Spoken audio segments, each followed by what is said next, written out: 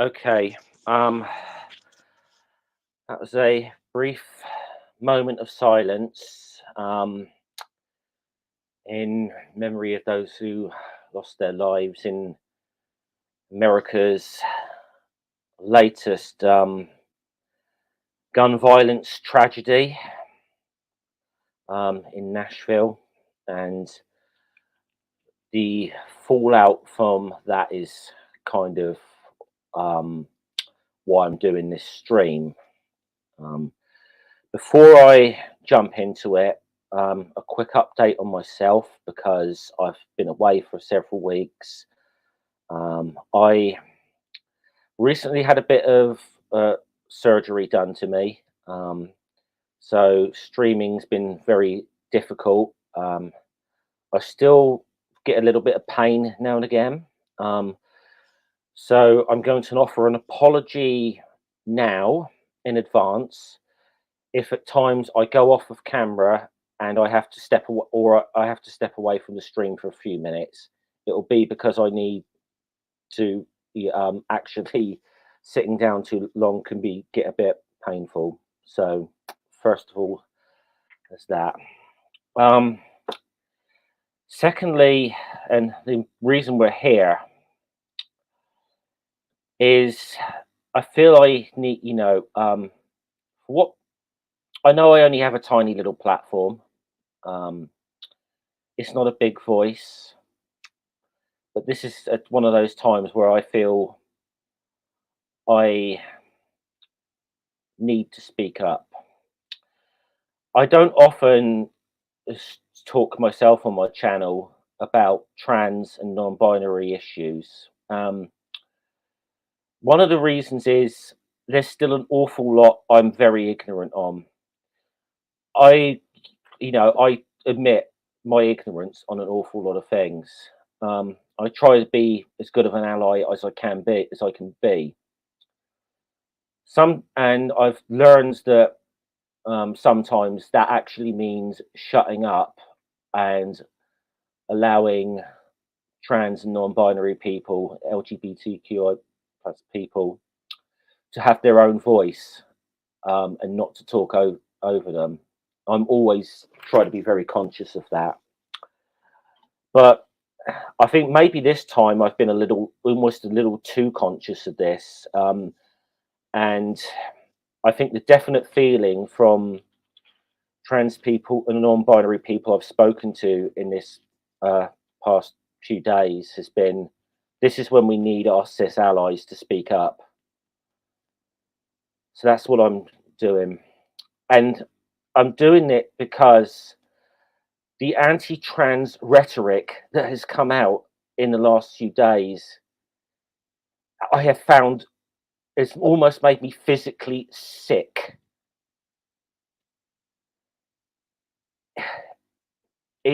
Angry doesn't even begin to describe the way I feel. So I cannot imagine. If I feel this angry and this enraged by it, I can't imagine how trans and non-binary people what they must be going through right now. I can't even begin to, if I'm this angry, I can't even begin to encompass how angry and how hurt and how afraid they must be of some of this rhetoric. Now, it has, of course, come out that the person who was the shooter in Nashville was a trans man. And this has led to some really sickening stuff. And I will say this rhetoric. This didn't start. This didn't start on with Nashville. This has been going on for fucking ever now. It's but it's been amplified so much. I was on I think it was Purple Stream the other day, and someone very kindly was they pointed out that it's like every time they take they that trans people feel they can take a step forward, we get knocked back 3 steps. There was someone who said that one of their friends had told them, "Oh, it will blow over in a few days and it will be back to where it was." And I think it was Purple who quite rightly pointed out, well, back where we were just a few days ago before this wasn't that fucking great to begin with.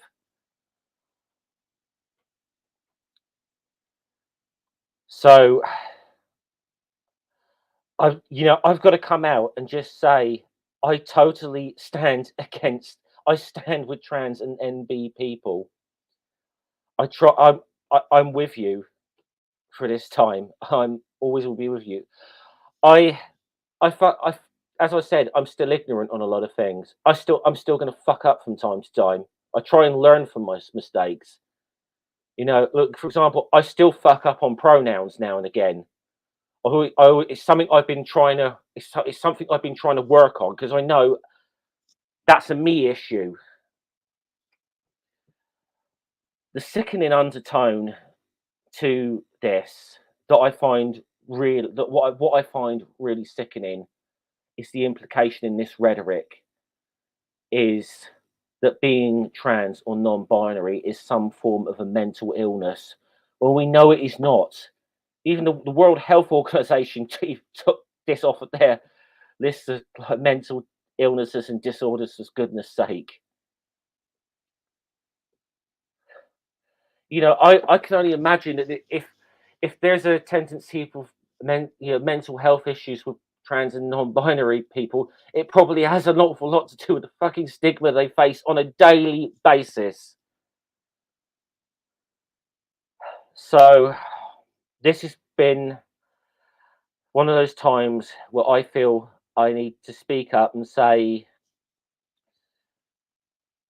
I'm your friend and I'm your ally.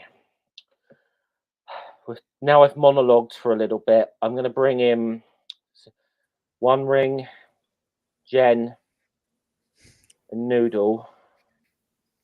And yeah, sorry, I had to get that off my chest, folks. Good. I don't know about the others, but I'm incredibly touched. Yeah. I've always known you're a good ally, Scummer.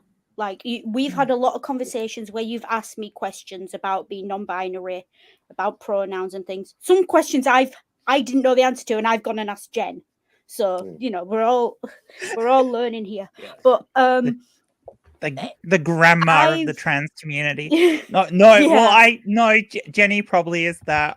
I'm the I'm the elderly-ish aunt. Yeah.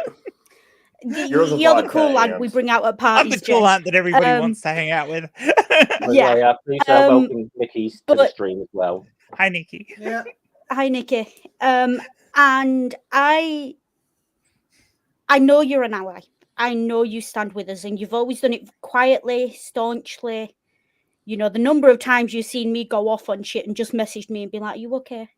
Your allyship has been very staunch but very quiet, and I do appreciate it, and there has been a place for that. Yeah. And I have no shame in saying I'm one of the people who, when you asked, have I got a right to stand up and say something here, I said yes, and it would be about damn time. Yeah.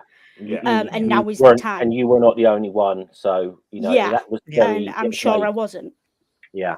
And this is what we need. We need our people who we know support us already, our quiet allies, our friends, our family, to stand up now and say enough is enough.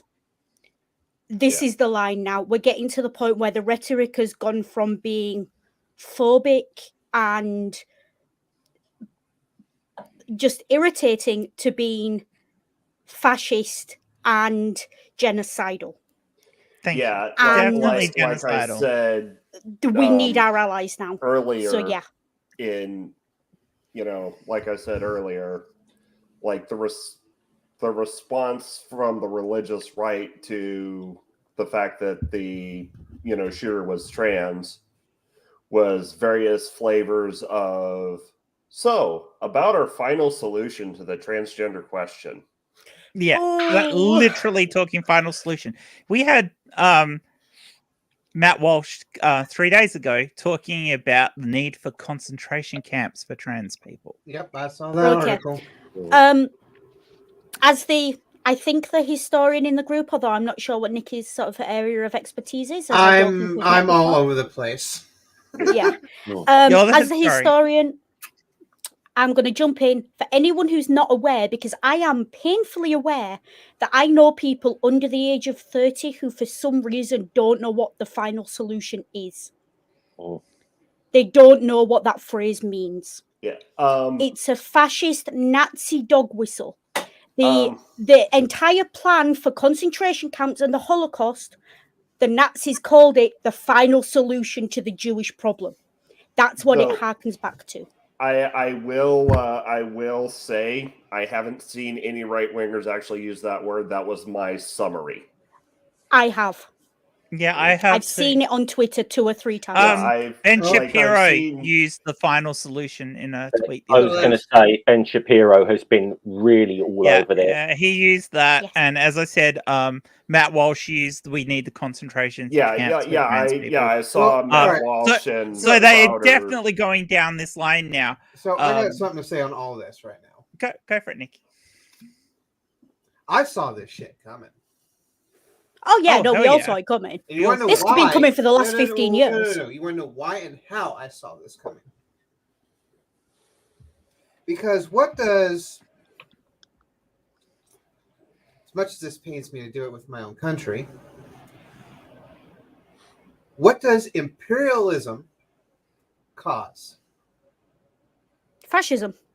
Yeah. No, that's not all of it. Part of it, but that's very, very minute. You're overlooking everything else. Oppression. Yes.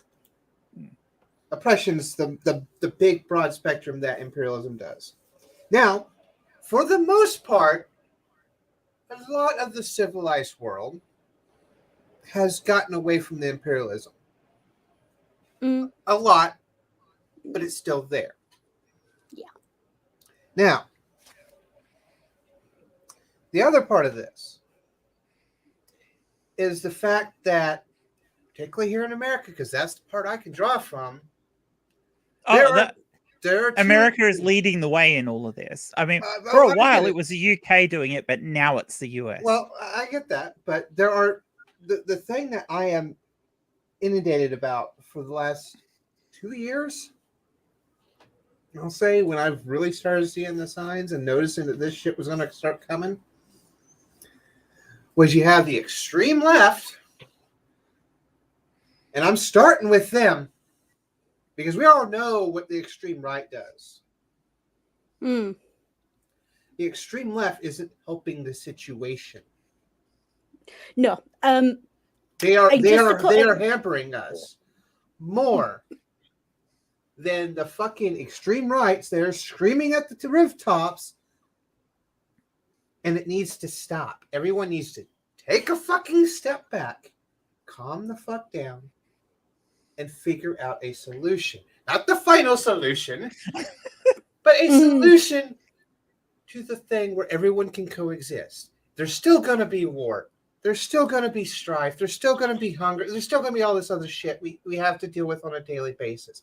I don't care about that. I just want a world where, hey, I'm not out to genocide a minority. And yes, technically, it is genocide, regardless what the dictionary definition is, because you are wiping out a group of people, a large group of people. Anyway, that's my little rant that I had to go on so everyone can understand where I'm coming from. Go ahead. Let's go back to some of the original tweets that when this thing first went down. Now, none of us here are condoning gun violence. 3 of us live in countries that have decent gun laws, and we don't have these mass shootings in our countries. So, I mean, the UK had one mass school shooting in the 80s and immediately banned all guns from everywhere except in really and we had Port Arthur and everything got banned. Jen, let's just put it this way. There has been more mass shootings in the United States than there has been days in the year. Yep. Yes. Yes, I think. Can I saw a statistic that said if Germany had the same population as America, for Germany to have the same number of shootings as America, Germany would have to have 8 shootings a day. It was per capita. Or something daft. It was per capita. And to put something in perspective, Per capita, here, there are as many trans and non-binary people in this fucking stream as the same amounts that have been shooters in things since 2018. There have been 3 trans people involved with shootings. One non-binary person, I think, was one non-binary. One was non-binary, but we'll count. Just if you're going to count the non-binary as trans, just so they can have their figures, there have been 3 trans people who have been involved in mass shootings. All of them assigned female at birth. And as you said, one non-binary. Not that makes any difference, except for this point that Matt Walsh made a big sweeping statement out about the violent trans women, and none of the shooters were trans women. Trans women. Yeah, none of them were trans women. I mean, if you're going to make a statement like that, at least get your terminology right. Yeah. I mean, the reality is, America's had since 2016 has had just under 400 mass shootings. Now, mass shooting is where you have 3 or more people killed during a shooting. That's what the act of that's what the government legislated it to be. 3 or more shootings. Of those, there's been it's 4 more casualties. I thought it was 3. Regardless, it's just under 400.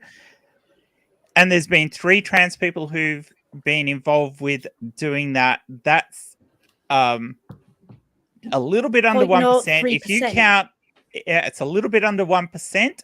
And in America, the ratio of trans people, including non-binary people, is at just under 1% of the population. So the number of trans shooters is actually consistent with the population of the United States. So you would expect there to have been some trans people who were shooters. I would expect there to be no people who were shooters if you had decent fucking gun laws. Because you have good gun laws, then all of a sudden you don't get mass shootings. You could still have people being shot, but it's a lot harder to shoot a massive number of people with a shotgun or a hand pistol than it is with what is an AR-15. Yeah. Yeah. So, look, a Colt 1911 has 9 shots with 1 up the spout. That's a standard handgun. A Webley shooter from the Second World War has 12. Is it 6 shots? There's a 6-shot variant and a 12-shot variant. Yeah, it's a revolver, isn't it? So I think it's the revolver, the Webley. Yeah.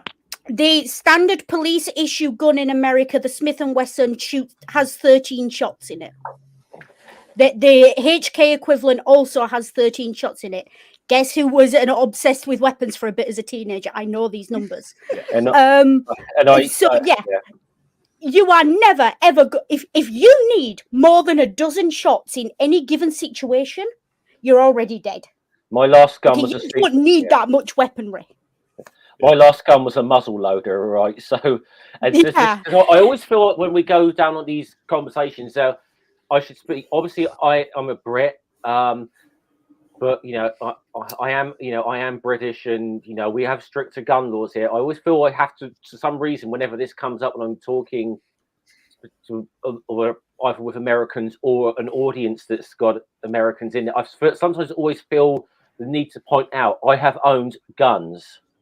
I'm not anti people owning guns. Me either. I just think there needs to be a little bit of. It just needs to be a bit more fucking sensible. And I'm not saying our system's perfect. I think you need to have a reasonable reason to own the gun in the first place. Nope, I got another idea. It needs to not be a semi-automatic or automatic weapon. No, Jen, I got something for this. I promise you. I'm an American. Yes, we can have guns. We could even have machine guns. I don't care. Problem. I want some tests done on the people who want anything more than a hunting rifle. I reckon the desire to have a gun that's more than a hunting rifle should immediately ban you from ever getting one. Damn it, Jen! Why? Exactly. I want a damn That's thing. a psychiatric red flag. No, Yeah, like, it that really is. Oh, I want a big, heavy-duty gun that I can shoot lots of things really quickly with. You're never getting a weapon ever. I would, but it's cathartic, though. If you ever fire something that's got a lot So's playing a computer game. Go play Call of Duty. I was in the play Navy. Call of Duty and shoot I things. got the fire things. And anything with a high Yeah, capacity. Ring was in the army. No, I'm saying yes. Can we let Ring jump in because Sorry. Ring's got their hand up and Ring is also a veteran. I'm gonna have to try and keep a little because I know I appreciate everyone is really emotions are running very high right now. Oh, I'm having fun with this. But we'll I'm not. Just try and not shout over one another if we can. Sorry. Yeah. So, on as an addendum to Jen's points about gun control. So, fun fact, the places in the U.S. that are most strictly gun controlled are military bases. You know how many mass shootings there have been on military bases since 2000? None. Two. Okay. Yeah, I was gonna say, Fort Hood and the Naval Yard shooting. Yeah. I mean, because Ring and Nikki, you can kind of correct me if I'm wrong on this because your knowledge of the US military is going to be way more than mine.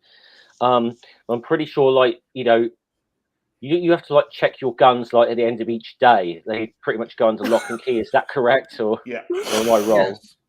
Yes. For the Navy, it was under duty. It was you'd only have your guns checked out while you were on your watch. After that, you put them up. In the Army, or at least in my job as an intel analyst with Division 8 HQ. The only times I was ever carrying a weapon was when I was deployed and when we were having a range day. Yep. Can I jump in? Ring, would you like to share the story of what happened the one time on deployment when you accidentally left your weapon unattended for a while? Because I think that's a very telling story. When you left your weapon in a restroom for a while. I know it wasn't flogging. I had to report hourly to my sergeant with my weapon. For how long? For a week. That sounds about right. Yeah. Wow. I was going to say, I know you didn't. I know you didn't get a flogging because I know they stopped that in 1861. But and I no, think they got a tongue flogging from me. Yeah. I think there was also a smoking involved. Well, you definitely got a tongue lashing from me because I went mad. Yeah. And I'm a civilian, and I was just like, "What are you doing? You left your gun in a toilet. What?" I had an aneurysm. That being said, during my entire deployment, the gun never actually touched ammo. Yeah. I should actually point out that essentially, though, that is the similar law to what we've got for civilian gun ownership. In the UK, I still got my gun cabinet upstairs in the attic. It's fixed to a hard wall. It has to be. It's very simple. When you're not using that gun, it is under lock and key, and you have to store the ammunition separate from the guns. Sorry. Yeah. Yes, you have to store the ammunition separate from the gun. Yeah. So that I was in a unique position because I didn't, believe it or not, I never actually stored any ammunition in my house because I was doing historical reenactments. I had a certificate which said I was allowed to handle basically black powder, but it said it's an explosive certificate. But it's another license altogether if I was to keep that on my property. And and to be honest, I don't think where I am, it's we've got facilities to safely store black powder. Given that you've brought up the point of historical weapons, let's talk about the Second Amendment. At the time the Second Amendment was drafted, Jen, I'll be back in 2 minutes. Okay, the usual gun was a rifle that was loaded singularly at a time with shoving the wad and the black powder Muzzle down, loader. and then putting It's the bullet in on top. You muzzle could loader. not commit a mass shooting with a rifle at that time. Can I jump in? I know Yeah. Nikki wants to, but can I just jump in as the historian? They were what we would recognise as early machine guns at the time the Constitution was written. They were available. There was very early machine guns, and they weren't very good. They did exist. They weren't necessarily for civilian use, but if they're there, then you've got to assume civilians could possibly access and you did them. have 6 shooters then as well. Yes, Nikki's going to correct me. Yes, you had guns that could shoot. Like the Colt revolver was well established. Not that day. No. The Colt revolver came later, didn't it? Sorry, my mistake. Yeah. So what we had was some really stupid people who wanted to experiment stupidly with some shit because they're like, oh, hey, this is cool. Let's put multiple barrels on something. Now, it wasn't like the Gatling gun. It wasn't like a machine gun. No, it was just a series of sprayed out guns. Or there were some that were wrapped up in like a little circular, chamber like a revolver would have. And they still fire individually. But they were experimental weapons. They never went anywhere because the reliability at the time, even for muzzle loaders, which all guns at that point in time technically were, was garbage. Most of those guns would explode in your hand as soon as much as fire. If you please let me finish the point I'm making. Those early prototypes, those experiments, those wackadoo nonsense existed. And therefore, it does not take a genius to look at an early prototype and say, that's going to go a certain way. That's going to become more efficient, more accurate, less explodey in the hand, and all those things. Therefore, if the prototypes exist, you have to assume someone with basic forethought, which I would hope at least one of the people whose signatures on that document had, can look at that and go, yes, I see where that's going. Therefore, the argument that historically the guns were not as they are now, while it's compelling, it doesn't necessarily hold water if you assume that the people of the time had more than a modicum of common sense. But those guns, as Nikki said, were not Gatling guns, Noodle. They could only fire about 6 shots. So they were. Well, this is the evolution of that would have been the 6-shooter. So that's fine. That's your modern handgun. But what I'm saying is, you cannot. If I look at something now, like if we look at a computer from the 90s, you can absolutely see how that leads to ChatGPT. You can see how DOS language leads to ChatGPT. Like that, you could have imagined it. They were imagining the idea of an AI in the 90s. That's the level of technical advancement we're talking about here. From working in a DOS box to ChatGPT. If you could imagine it, they could imagine it. That's what I'm getting sure at. A lot of people could have, but we're also talking about politicians here. Let's put this in a little bit better perspective so people can follow the technological bound that we did. There is less time between us having powered flight to the moon landing. That was 50 years, give or take a few years. It was 50 fucking years. Then you take from the landing on the moon till now. The 1989 Game Boy that everyone who is a millennial should have had has more processing power than what got us to the damn moon. Yep. Yeah. A floppy disk has more memory than the computer that got us to the moon. Because it had to be done on floppy disks. I have a very relevant point for the whole founding fathers' intention and, technological I do have a follow-up to that. Okay. Yeah, well, I was gonna. I will, because you started, you finish, and then I'll. Okay. Because yes, there's the point of you have to assume they had the forethought or the imagination. So therefore, the argument of intention is not necessarily holding water. But I'll let Ring speak, and then I'll add on my extra bit. So the Second Amendment, in its entirety, is a well-regulated militia being necessary to the security of a free state. The right of the people to keep and bear arms shall not be infringed. Now, up until 2008, the Supreme Court put more emphasis on the well-regulated militia clause. And in 2008, the Supreme Court extended the Second Amendment to interpret it as an individual's right to keep and bear arms. Okay, I have 2 comments on that. First of all, what happened in 2008 that white people suddenly got really nervous about their guns? Let's just put that one out there right now. I was going to say he was, his election was probably the biggest boon to the fucking gun industry in American history. Second, I want to talk about, when we talk about the intention of the Founding Fathers, the Founding Fathers were not gods. The Founding Fathers were not perfect. They were human beings. And frankly, they weren't very good human beings.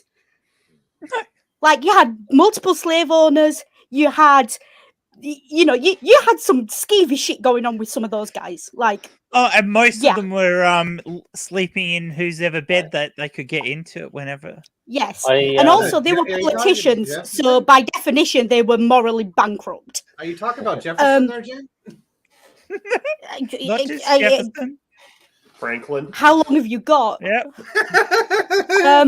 But yeah, what I'm getting at is they were not perfect. But American culture has this habit of deifying and heroifying its founding fathers. Oh, yeah. I see that from the outside, and I see it comparatively in the same way ancient Rome used to deify its emperors after they died. It's a very similar. It's not as formal, but it is there. Same way. And it's this the same way the Tory. Sorry. Go ahead, Needle. And it idealized them, and it creates in the public consciousness this image of them of either paragons of virtue or great evils, or they become archetypes of an idea rather than people. And the Founding Fathers in particular become archetypes of a very Christian white savior complex of paragons of virtue. And therefore, anything they did is held up as this sacred thing that can never be changed or altered. And I think the way you break the American mentality of the Constitution is static and doesn't exist is by reminding them that A, the people who wrote it were human, but B, the people who wrote it intended it to be changed. That's why it has fucking amendments. Yeah. I was going to say that this was typical that I had to get up and leave just when you were getting into actually an area where I could speak quite well on historical firearms. And first, I'm going to say I actually had this very argument with someone the other day because he was trying to say they knew what was coming because they already had repeating rifles. And I had to point out to them, no, they didn't, because the Spencer wasn't invented to 18. And to try and make his point, he brought up some obscure firearm from the 1600s called the Kalthoff repeater, which was a Danish gun, notoriously unreliable, very expensive, novelty weapon that was not adopted for obvious reasons. First little point, you want a fucking rifle, because I said to try to go, you want to. It didn't have rifling in it. Google the definition of fucking rifle. The standard sort of military, infantry type weapon in that day would have been either the French Charleville or the Brown Bess British musket, which was already at the time of the Revolution about been in service over 50 years, it would actually remain in service over 100 years. And they had what I'm getting at is they had one early, I think they had one early breech loading rifle, which wasn't widely adopted because by the time the Napoleonics wars came around and the British were using rifles, they were using the Baker rifle, which was a muzzle loader. Absolutely accept all that. No arguments, no notes. What I will say is the point I'm making is a little bit more nuanced than people saying that they had early guns so they knew. The point I'm making is we have this habit of when we look at historical people, we assume they are stupider, less advanced, and had less imagination than us. We just do. We assume because we are modernity, we are the pinnacle of humanity. But in the same way, someone looked at a horse and cart and said, "One day I'm going to remove the horse and break the sound barrier on something with wheels." Someone could look at those early guns and go, "I can make something that can shoot 45 rounds per minute accurately." Like you cannot assume that people would not have made that leap of imagination. You're not wrong. In the same way, you cannot assume that people who, someone looks at, again, you use the moon landing as an example. No one's looking at, the Wright brothers' paper plane. Someone looked at that and went, "I can use that technology to get to the moon." Because that's what that is. Right? That's how far back that goes. And that's what I was getting at. Like, I'm not saying everyone thought that way. I'm not even saying it was a dominant idea. I'm saying you cannot assume that absolutely no one had the imagination to view that. And you cannot assume that your most intelligent, educated men in America who are sitting down to write your constitution, most of who have military experience, do not have the imagination to see where that's going. All right.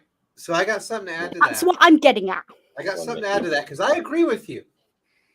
I agree with you because in all of human history, not just America, not just British, everywhere, humans have always designed stuff to kill people more efficiently. Yes. Throughout history. It's like we started with sticks and stones, moved up to spears, moved up to swords, then we moved up to guns. Well, early guns. You can thank the Chinese for that, by the way. Yeah.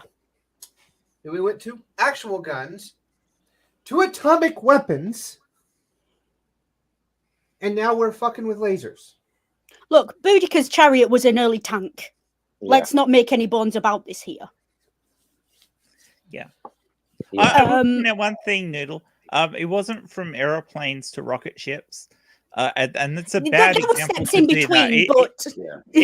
Not really, because if you go back to von Braun and early rocket builders, because he wasn't the first, obviously, it was more a case of, oh, look what these fireworks can do. Maybe if we make them bigger, we can get them to go higher, which was entirely where the concept came from. That was in the 30s.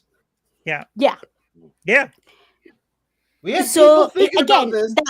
Whether it's planes or rockets that gave the idea, the point remains of you cannot say just because the technology was in its infancy that they couldn't imagine where it was going to go. Oh, yeah, definitely. It's like we were making movies about robots in the 40s. Yeah. Like fully autonomous, like lived robots in the 40s. Earlier and 50s. Than that. Well, movies, even earlier than that. We were writing books about them before that. We were writing books about people traveling to the moon and to other planets. Leonardo da Vinci created a robot. Exactly. And that's the point I'm making. And that you cannot assume they didn't know where it was going. So the argument of they didn't know where it was going, therefore there should be limits, doesn't necessarily hold water. Here's another thing, too. There was a rapid-firing weapon before the gun was invented. Yeah, rapid-fire crossbow. Repeater crossbow. Rapid-fire crossbow. Yep. Yeah. So tell me, they did not see that coming as bullshit. Now, I'd just like to say that we've just spent a half hour going over the routine discussion that happens every single time. Yes. Shootings happen. But it is. But it's an important foundation for the discussion of, because this is the discussion that happens, and the only reason this particular discussion has been sidelined this time is because the shooter was trans. So I think it is important that we did have a quick overview of that discussion. Yeah. Because we'll have that discussion and then we'll say thoughts and prayers and nothing will come of it. But it is still important to continue to have that discussion, because eventually people who are bored of that discussion are going to get elected and do something about that discussion. Like, I'm tired of waiting. We hope. I live in hope. I live in hope. Yeah, and before we slip into the specifics, let me say, with my whole fucking chest, because I'm not a coward, no one deserves to die in a mass shooting.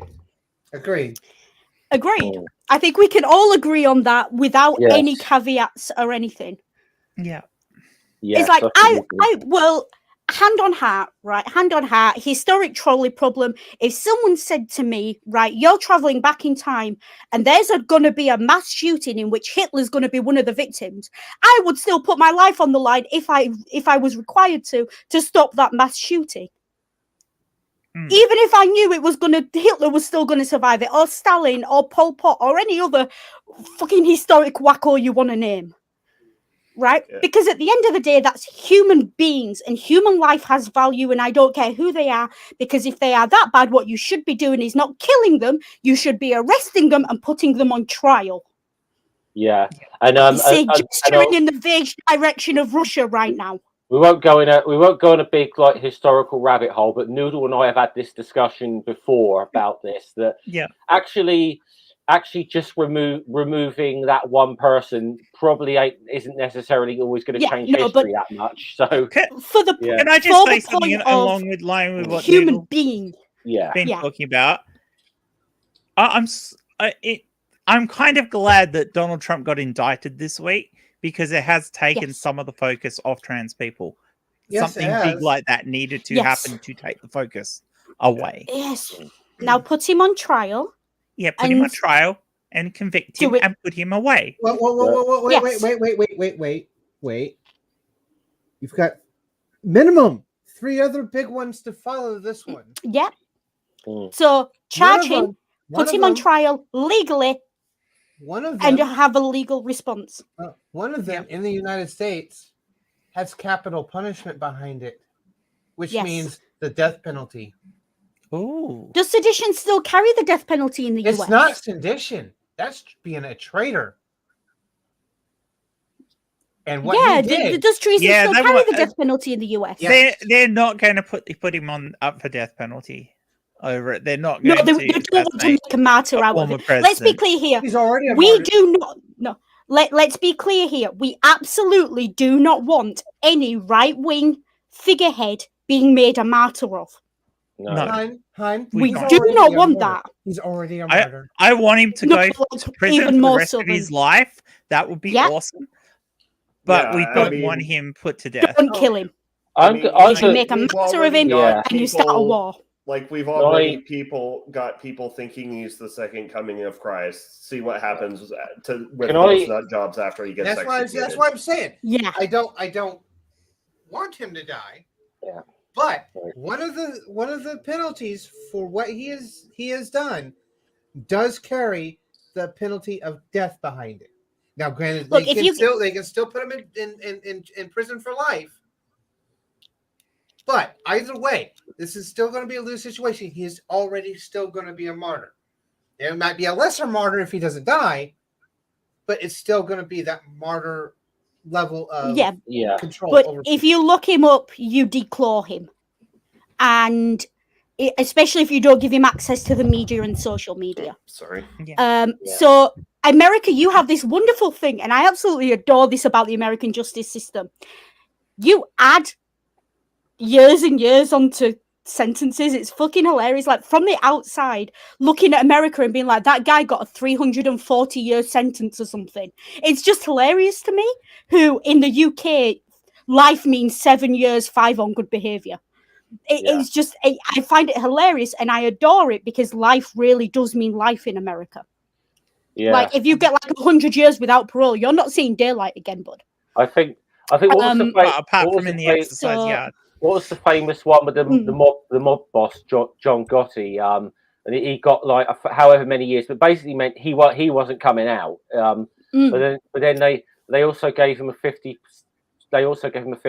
fine, and I think his comment was $50. They know how to stick it to a guy. Yeah. But I was going to say something. I was going to say something on this. But yeah, sorry. I've been trying to get this one in for a while. This kind of goes back to something in a way. What I said in my opening monologue, and it was the thing that was said on Purple's stream yesterday or the day before. Yesterday. About hey, look, something's happened. Like, okay, the Trump thing is taking the heat off, and it's going back to where it was. But where it wasn't that fucking good to begin with. And I've just been Googling because I did hear this, and I just was Googling it. This like fear around trans people having guns was being stoked up before this thing took place by our good friend Mr. Tucker Carlson. Didn't he compare them to the Black Panthers? But he was this is like a week ago. Tucker Carlson is afraid gun-toting trans people will start political violence.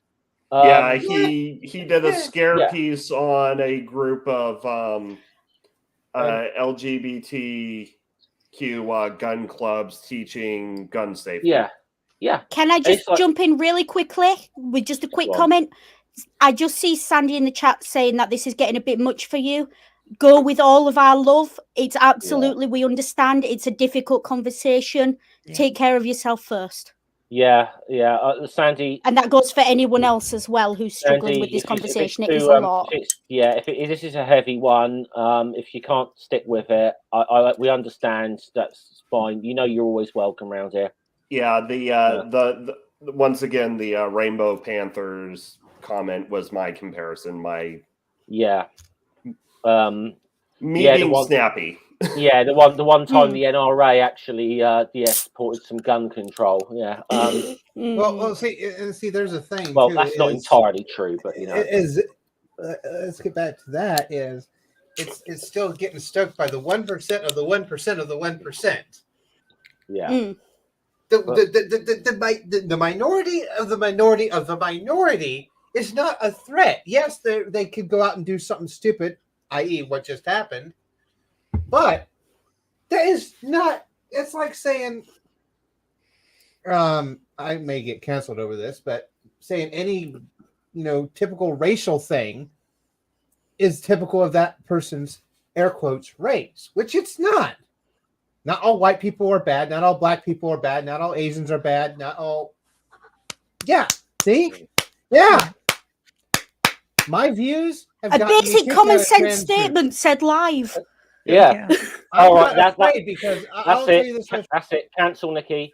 No. That was a joke, Nikki. I apologize. No. I have officially been kicked out of 3 trans groups because I went against the grain of the loud minority that says, "Oh, we're being so impressed." Blah blah blah blah. Yes, you are. But just because I want to do something that you don't agree with because of certain things that are sort of with it. I'm going to say this right now. I went out and bought Hogwarts Legacy. Oh no! A trans person is playing a fucking Harry Potter game that has very loose connections right now. I'm just prompting this one. Right, you're done. Sorry, Nikki. If you weren't kicked out before, you are now. That person's not allowed to be spoken of here. Nikki, do you know what I have on my bookshelf? Nice. And your little Snape I have a lot more respect for you now. People are allowed to like things. There is I have no problems with people liking Harry Potter or whatever. I honestly think J.K. Rowling is a dreadful author, to be honest. But she's a good world builder. Unfortunately, she's not very good at the world she actually lives in. She's not. No, she's not a good world builder. She's an average world builder who leaves just enough gaps in her world for fan fiction to fill it. That's probably Yes. more accurate. What did I know? But- Can I just say, what did I know that this banner was going to come up at some point during this? Can we put Clara's comment up, please? That's fantastic. Which one? This one? Yes.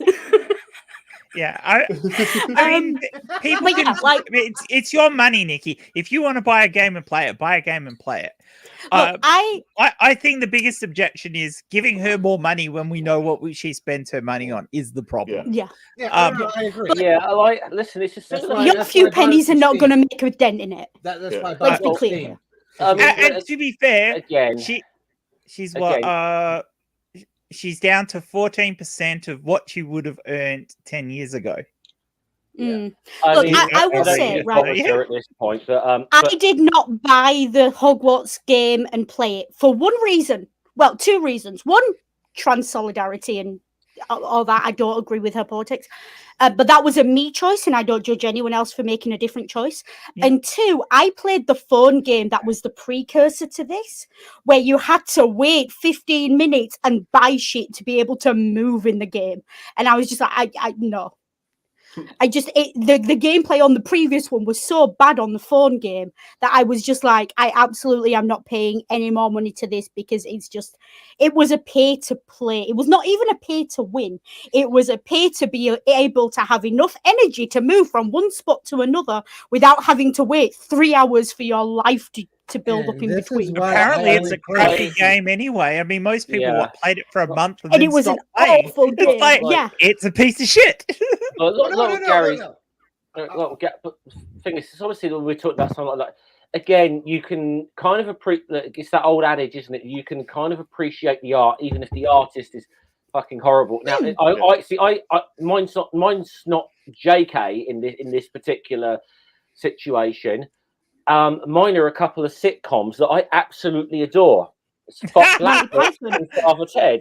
And of course, those are written partially by fucking Glinner, who's you've got. To be fair, I think all the funny bits weren't written by Glinner, because I've seen him try and write jokes and try and tell jokes on Twitter, and he does not know what is funny. Well, I saw to be honest, I saw how crap the IT crowd was, and I kind of felt that the other writers were carrying him.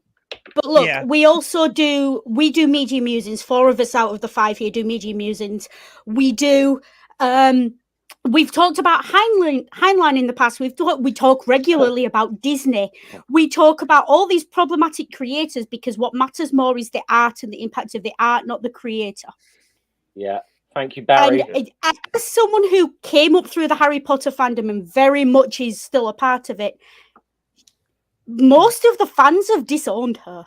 Yes, they have. At least the ones I know, we've full on disowned her. Like, I'm still writing Snape fan fiction and wearing Snape merch, and I own 3 Snape wands, and I've disowned her since she stood up and said that Snape was an incel because she doesn't understand her own character. Because she wrote an autistic, depressed, PTSD-ridden character and didn't understand that that's what she'd written, because she based it on a teacher she didn't like, and then called the rest of us Death Eaters for understanding it better than she did. If we're really tearing JK apart, she isn't just transphobic. She's an ableist. She's racist. She's all these things. She is a dreadful person, no matter how you write. So, am I once again going to sit here and explain why Hermione was not black? So while we're J.K. Rowling, you're a piece of crap. Come at me. So while we're on the channel punching bag, I did warn Jeff that something might come up. Okay. All right. So, okay. But you probably should be warning Barry more than me, to be honest. Yeah. All right. I got something to say on the Harry Potter stuff. And this is more specifically for the game. It's not that the game's crap. It's the simple fact it's a single-player game. Yeah. And it only has about 40 to 50 hours worth of gameplay in it currently right now. Maybe 100 if you do absolutely everything there is to do in the game. That's it. That's why everyone had it going for a month, and then it dropped off. Multiplayer games don't have that problem. Why are you playing a single-player 40-hour game in the era of Death Stranding, the director's cut? Honey, because I occasionally like to play a game that I can just turn my brain off on. Oh yeah, no, absolutely, yeah. But Because I play War Thunder, I play EVE Online, I play very complex games. Or in the age where you can get Skyrim on your fridge. Yeah, that's true. Or Minecraft Nikki, on your freaking phone. Nikki, does the trans character in the game piss you off? No. Really? Do you know about the actress who plays the part? No. Okay, so they actually... So the people who wrote the game, and they're basically reasonably good things for the people who wrote the game, but why they wanted to choose Harry Potter as their medium, I don't know, but hey, to make money. They're millennials. Yeah. They actually hired a trans actress to voice that role and then deepened her voice electronically to make the voice deeper for the trans character. Yeah. Okay, yeah, but did she consent to that though? No, she didn't. I will say this though. They'd already paid her for the work and they just did it. I will say this though. It still doesn't affect that. Yes, yeah, no, yes, they did some fuckery. It's creepy that they did that. That they felt also, they had to do that. Also, you know, we know that wasn't JK's idea, because if JK was going to have a trans character in her game, they would be the big bad. No, they'd be named something like Amanda McMahon. Yeah. You're not wrong. You're not wrong. She does not. She does not have very creative naming, does she? I'm sorry. Oh, no, Wolf McWolfface the Third of the Moon was a werewolf. Yeah. But you don't start out as werewolves. Generally, you have to. That's not. His father's name was Moonface as well, in the backstory of the books. And was he a werewolf too? No, but he pissed off a werewolf, and the werewolf bit his son, which is how Remus got. Yeah, there's a whole thing there. So what? I like just name someone Callum and Callum Smith. There you go. Have a normal name, JK. So, Black Dog Black was a black dog. So I think I'm just going to let Ring get their point in. Yeah, so apologies to Barry for bringing up this thread. Yeah. But, you know, or rather for any trauma caused by bringing up this thread. But while we're on the subject of the channel punching bag, repeatedly asking for proof that the Queen Turf is a transphobe is not a cool thing to do, John Hamill. Yes. Yeah, I saw. I didn't see all of it. I saw Barry was having a back and forth with John over this actually, but at this point, it's a dog whistle. It's I get along with John, but I'm sorry.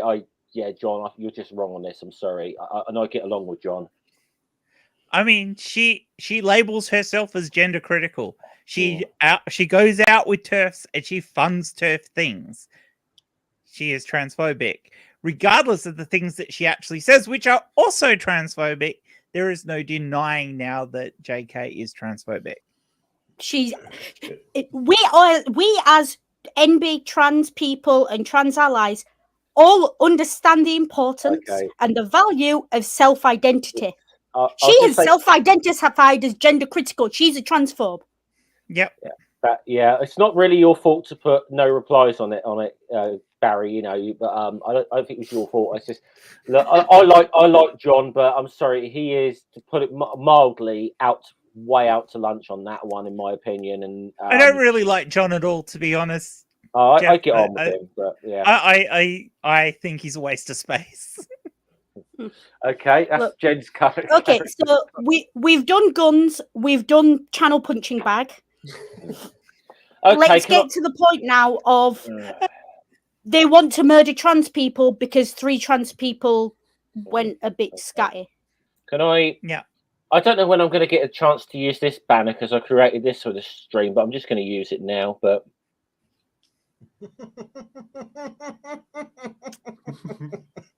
If Nazis show up to your march and you don't send them away, you're on a Nazi march. Yeah, it's kind of like it's. Are we going to talk the tomato soup of it all? Are we? Can I just? I'll just say this thing that what everyone was saying. The revolution will be emulsified. The revolution will be tweeted. Fuck, it will be streamed. It'll come out of a can. Yeah. Someone called Jill Scott Heron. I've got a follow-up song for him. No. I got this. Dragon Ball Z Abridged covered it. This revolution will be televised. Mm-hmm. I don't get how the gender critical crowd can still say that they're not aligning themselves with Nazis after the Nazis got there and protected Posey Parker's lot in Melbourne and did all their Nazi salutes, and then Posey Parker's crowd went and had photos with the Nazis. It's like, I'm sorry, if you're not going to complain about the Nazis at your own protest, you're wanting those Nazis to be there because basically you're a fucking fascist too. Can I add a little bit of historical clarity to this with the Nazis? Sure. The Nazis persecuted the LGBT community too, along with the Jews. Yeah. Yes. There was a specific. It was a work camp, but the idea was to work them to death. Yes. And that was where they sent the men with the pink triangles. Now, the pink triangle was a very broad category. It could be gay men, it could be lesbians, it could be trans people, it could be bi people. It also occasionally included people who were intersex if they were found. It was the quote-unquote sexual deviants. The only way you could be like in a concentration camp because of your sexual behavior and not wearing the pink triangle is if you were wearing a black triangle, which was the sign for race traitors, which was men and women who were in interracial relationships, essentially. That pink triangle has since been reclaimed by the queer community. We've reclaimed it. We've made it ours. It's a sign of protest, and it's a sign of remembrance. So we wear it, and we wear it proudly because we reclaim it from those fuckers who murdered our ancestors and our forebearers. Yeah. Because what they didn't kill them in gas chambers. They didn't line them up and shoot them. What they did is put them to work. And they put them to work, and they basically starved them to death. Oh, that's how most people like that one. Yeah. If you've got the stomach for it, go read up on Buchenwald concentration camp. That's where a lot of them were. And Buchenwald is well known because they had the bitch of Buchenwald, who was the commandant's wife.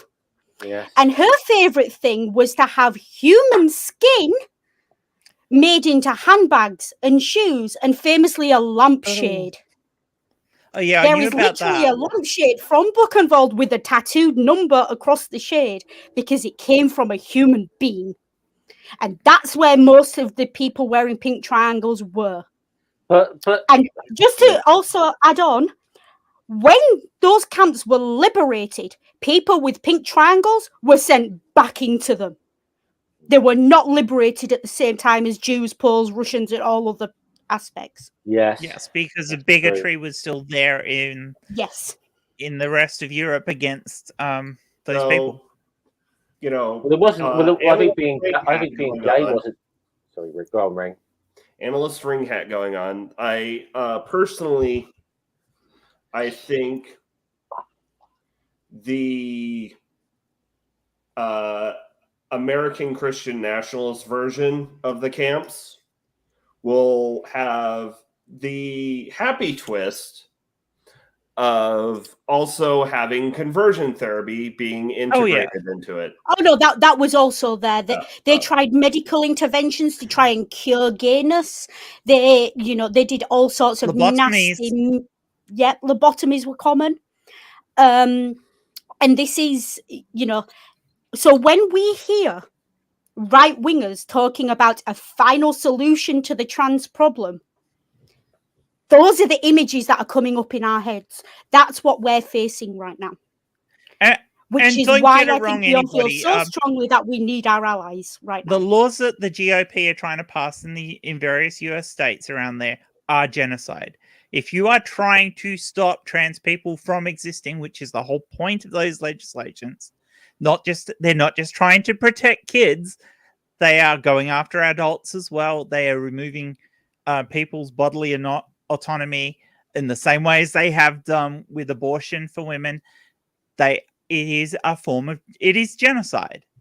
It is this. And now they've gone from just let's try and push it under the carpet to let's actually talk about a final solution. Let's talk about training camps is probably what they'll try and call it. I bet you that's what we already have that term. Let's be honest here. We already have that term. It's called internment camps because we did it with the Japanese here in World War II.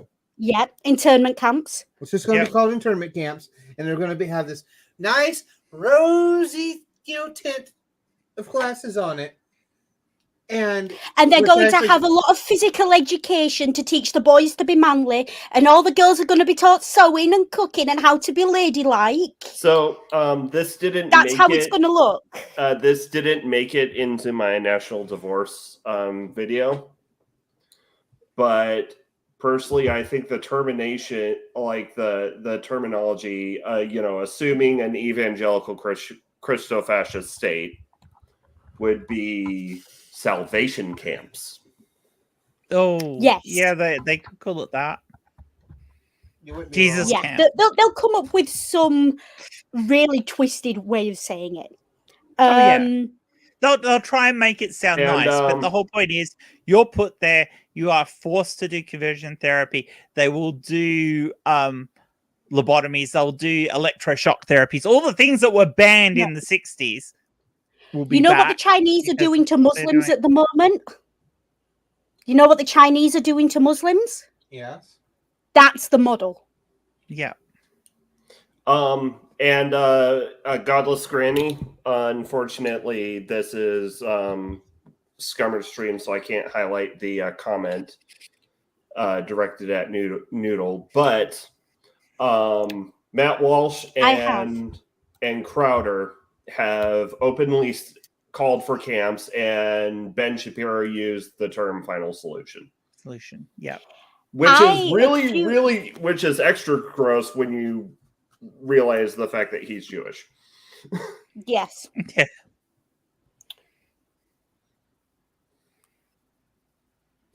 Yeah, it's disgusting. It is genocide.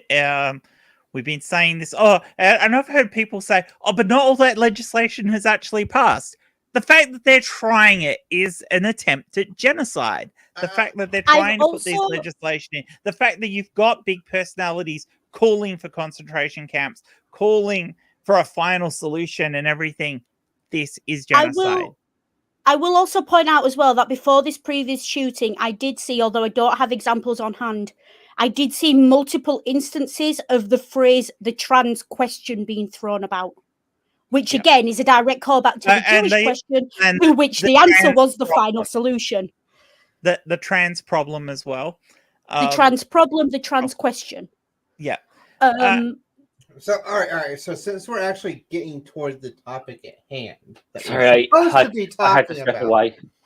I got something to talk about. Welcome back, Jeff. Yeah.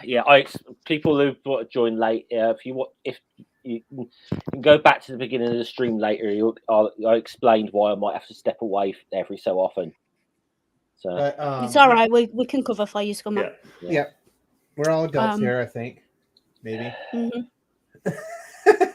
But anyway, to be fair, Jeff, there will come a point where I'm going to have to say I can't do anymore. So, but I'm just keeping an eye as well on YouTube to see when. But Bree hasn't scheduled a stream yet, as far as I because live from the Hive will be usually starts in an hour and 15-ish minutes from now. Okay, because as a big part of me trying to be an ally is not speaking over trans people. I do not want to be live when Brie goes live because I want people to go and watch Brie. All right, so I'm trying to push us back to the topic at hand. Yeah. So when this shooting happened, the first instance I saw it on YouTube from a news channel. Funny enough, it wasn't Fox that first hit my recommended, but I kept refreshing because I was waiting for Fox. I know all the other ones, they would have slightly glossed over the fact of the trans person being the shooter. The first thing that Fox News said, it was a trans person. And then, in step, 2 to 3 hours later, it was because of testosterone injections. Do you know that person was on testosterone injections? Okay. I want to, because I had a fear that something like that would come up. So when Jen said earlier, I've deliberately not been watching this because my mental health couldn't take it. But when Jen said earlier, these are all the shooters are AFAB people. Again, there's this, and at this point, it's not tinfoil hat to suppose a domino theory of how this is going to go.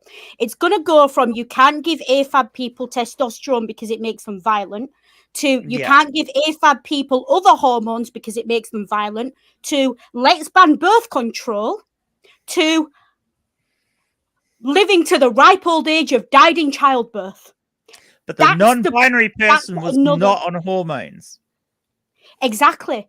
But they were still AFAB. So there will still be a conversation around, are women's hormones too bad? Are women too emotional and all that?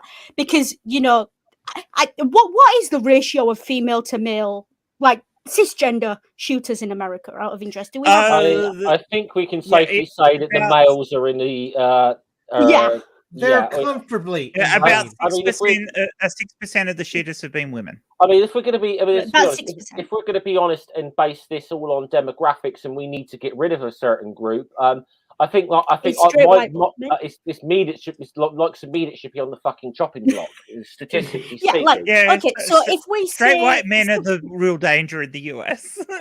So if we say that 6% of women are shooters, 6% of women are shooters, let's say because they're AFAB and because the right wing doesn't know the difference, that 0.9% who are also trans and or NB but AFAB, add them on, that's 7% max of shooters are not straight white males, or are not straight males. I don't know if they're all white. Let's not. So what they're saying is they're whipping up a culture war against the population that is at most 7% of the danger.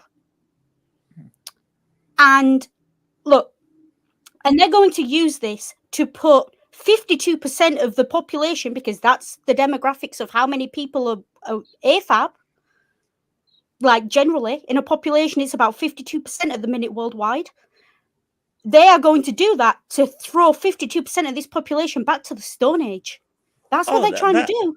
We know that's the aim of groups like the Heritage Foundation. When they lost the fight for gay marriage, that their next move was to move on to trans people.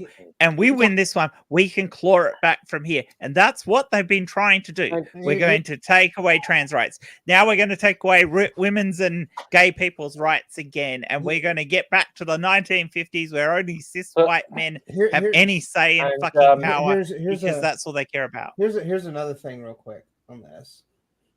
And this is kind of also stoking some of this panic with the whole, Christian nationalist bullshit. Yeah. How many countries currently right now are in population decline? A lot. A lot more than they thought. The U.S. is included, but we still have the surplus to still increase the population. But we are in a large chunk of the world. Countries are in population decline. Yes, because women are now educated and don't have to open their legs to be allowed to live. Exactly. And like we have the choice now. And we don't have to marry someone just because mummy and daddy can't afford to keep us at home anymore.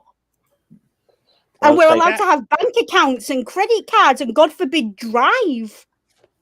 I'm going to say, Barry, I was very young during the 1980s in Britain, but I remember Section 828 very fucking well. So I grew up under Section 28, and I'd like to say with what Barry said, the arguments now are the same ones that they made in the 80s against gay people, but most of the arguments made against gay people were the same arguments they made in the 50s against black people. Yes. Yeah, and against interracial marriages. Interracial marriages and everything like that. It's the same bullshit because it's the same fucking bigots who want to, and most of them are white and most of them are cishet, and they just want to get rid of everyone who isn't like that. And this is the thing. I mean, we'll discuss the fucking rhetoric that's going on, like, especially within America at the moment against trans people. And Tucker Carlson wonders why trans people might want to buy fucking guns. Because they probably feel a bit threatened right now. Yep. Just a little bit, yeah. I don't want a gun. I want like 2 big German shepherds and an electric fence. But a gun will do if I can't have that, you know, like... I mean, I don't know about Noodle. Noodle and I are unlikely to get shot in our country for being LGBT. No, but I am very likely to get stabbed.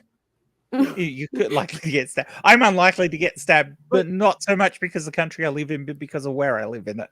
Oh, no, I am absolutely likely to open my mouth and someone walk up to me and stick a knife in me, because you all know what I'm like. I'm no different offline, and I live in one of the worst cities for knife and violent crime in the country. But I'm going to say, after what I saw with Posey Parker being a bitch and coming down this way, and the number of seeing Nazis on a Parliament House in Australia was terrifying. The fact that these people would happily, even in a country where they're going to find it hard to get guns, they still could get them. Even without the guns, they can get machetes and knives and things like that, and they can go to town on people. We have lots of gay pride parades and things like that in Australia. I could see that in the future this could be dangerous. Guys, really dangerous. Guys, can I just put myself full screen for 1 second? Yeah. Go for it. I've got something to say to the fucking turfs, all right? Yeah. Okay, look at this. This is an ally to trans people. Now, I'm not saying I'm perfect in any sense, but I'd like to think, and I think most people think, that I'm a little bit of an improvement on a fucking Nazi. Thank you. Yes. Hey, Jen, I got something for you. Why can't I? There we go. I got something. Can I? Hold on, let me get this out real quick. Go on. Yeah, sure. All right, so I've already kind of announced this to my other certain groups, and this has been my kind of announcement for like the last year. If the United States goes legitimately, factually tits up to where my life is in danger, there was at one point 4 countries, English-speaking countries, I would have moved to. That has now dropped to 2, and they're both right next to each other. Don't come to England. It wasn't England. I'm telling you. Scotland, yes. Yeah. Well, you're talking about New Zealand and Australia. To be fair, you're probably just as safe in Canada as Australia. All right. So the reason why that dropped, we're about on par with Canada. The reason why that dropped wasn't the safety issue.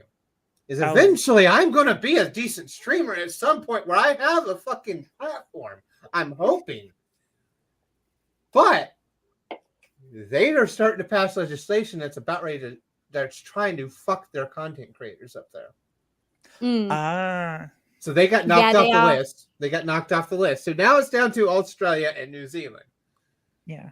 I mean, we're reasonably safe here, but I'm still scared here in Australia for what could happen with some of these people. At least in our country, way more people stood up to those Nazis and to the bigots and said, fuck off, get out of here.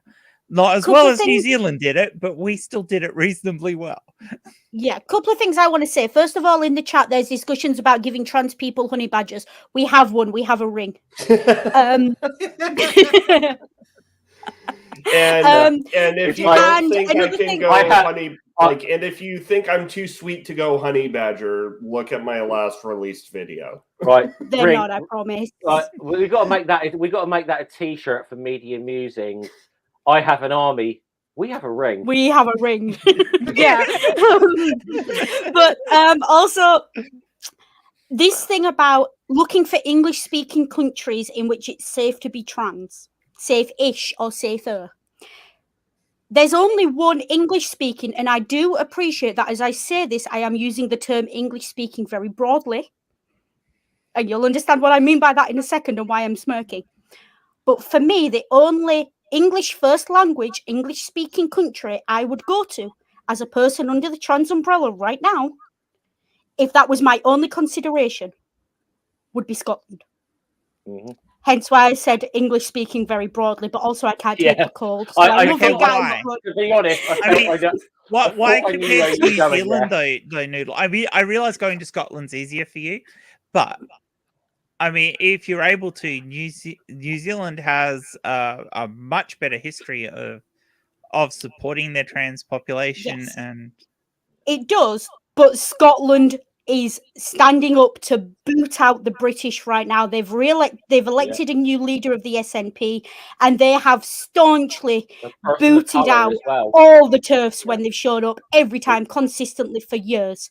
Yeah. And for me, Scotland is the safe place, and they're just politically they're very left wing in their idea, very broadly.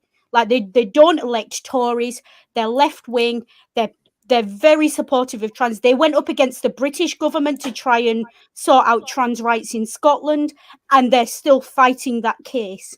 So for me, Scotland is the country that's the ally that I would want. You know, if I'm in their borders, I'm safe. There was the was the famous thing a few years ago. I think that might have changed now because like the Labour Party fucked Scotland over, and Scotland still haven't forgiven them yet. But there was the famous line that the population of giant pandas in Scotland is more than that of Tory MPs.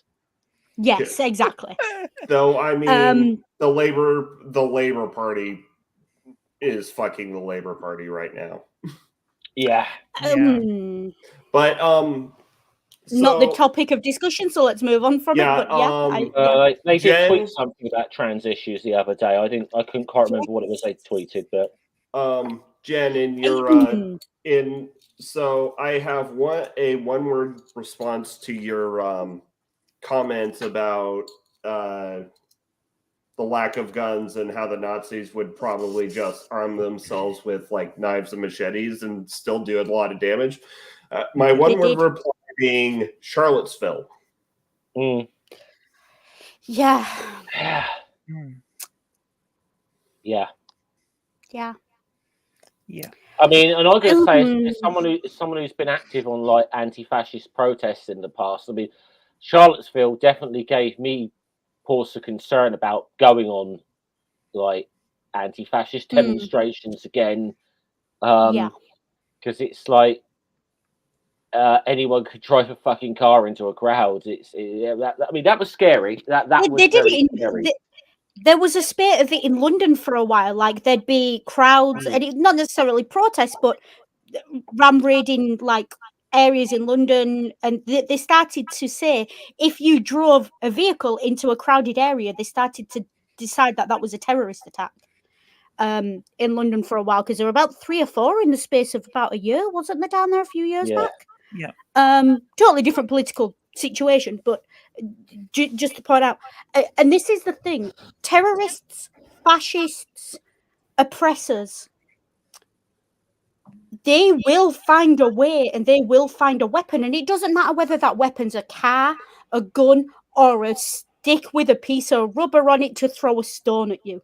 They will find a way to oppress you, and it's not necessarily the weapon that's the problem. It's the person wielding it. Look, we don't blame a pencil for a spelling mistake. We blame the person holding it, or in my case, their dyslexia. But Same. yeah, you know, so it's not necessarily about the existence of the weapons or even the availability of the weapons, although I will absolutely agree that should be curbed, especially in America. Yes. And I absolutely think at minimum a psychiatric evaluation should be required if you want anything that fires more than 6 shots. But it's not necessarily the weapon. And I think we need to move past getting hung up on the weapon discussion. Yes, please. We need to start looking at, instead of talking about the weapons, let's talk about the people. Because at the end of the day, right, at the end of the day, there's never going to be a situation where there's a good guy with a gun. But, right, and I say this, when you're in a war, you don't go fight the enemy when they've got AK-47s with sticks and stones. You take M14s. Yeah. Like, this is, it's one of those things of, yes, gun control. Yes, absolutely gun control. But there's this thing about, we try and be so politically correct. And that shit needs to stop. We have to stop it, because I saw something Stephen Fry said. He said, look, the rise of fascism and neoliberalism and right-wing propaganda and everything else is not, it's not because the right wing have won. It's because the left lost. It's a failure of the left, not a success of the right.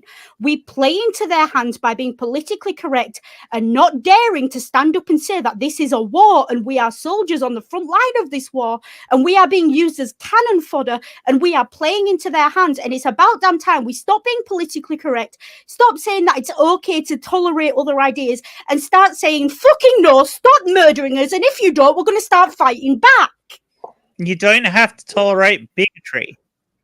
Being a tolerant society does not mean tolerating bigotry and bullying. Yeah. Exactly. I am not going to tolerate someone putting a bullet in my head. And either we have a new person or we've really wandered off the topic. Hold on. I'm going to address something that came up in chat. Okay. Sorry, hold on. Go on, Nikki. All right. Again, weapons are not the problem. It's the people behind them. I will die on that. Exactly, I will die on that goddamn hill. So, Benning, I will defend your flag on that hill. Absolutely, right. Weapons are not the problem. So putting a ban or buying back a specific type of weapon is not going to stop it. Because, do you know what happens if you buy back all the? Hold on, I got something to add. Hang on. I will point out that buying back weapons worked here. Well, let Nikki finish her point, and then you can come back on it in a minute. Okay. Here's the reason for that. There are people who can make a 22 fully automatic. Mm-hmm. It's not that hard. A regular 22 rifle that you go hunt rabbits and quail and small furry critters. People know how to make those automatic. Let alone, we're already going to give you a gun that all you got to do is change a little bit of the internals to make it automatic. There's no difference. If someone wants to do a mass shooting, they're going to do a mass shooting one way or the other, whether that be carrying multiple guns, pistols. It's like you said, there are some weapons, regular service pistols, that have more than 6 shots. Think you get 9 mils up to like 13.